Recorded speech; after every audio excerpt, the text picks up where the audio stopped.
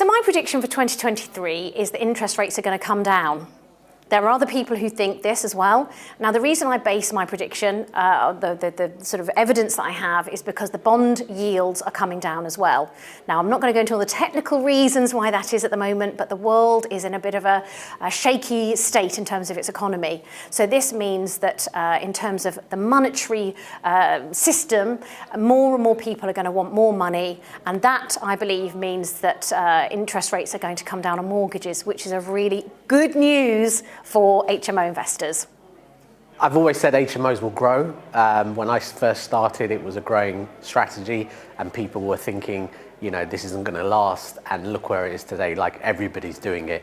You know, there are builders out there that have known that can see that if they take their profits from whatever building work they do and build an HMO and give it to a housing association, they can make extra money. Developers know that if they're doing huge developments and those take a long time, if they've got HMOs in the background, that can help with cash flow.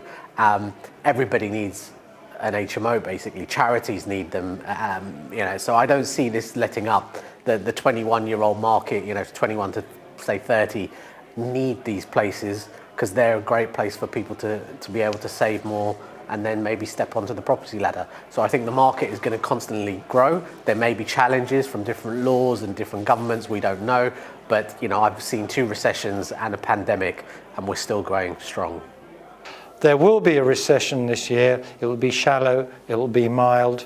And it's actually quite a good thing, because in a recession, inefficient businesses become insolvent. They release scarce resources for those businesses that can do a much better job with those resources.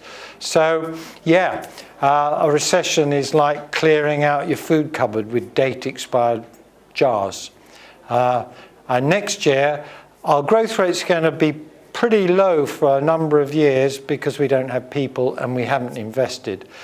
So even though we will recover next year, our growth rate in real terms can't be above about 1.5%, which is different from the 2.5% we've seen historically.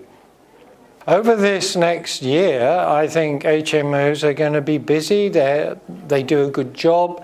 The demand for rental is not going to go down. People say, well, look at the demographic profile, but we still have a high level of immigration into the UK, although it's just not from the EU.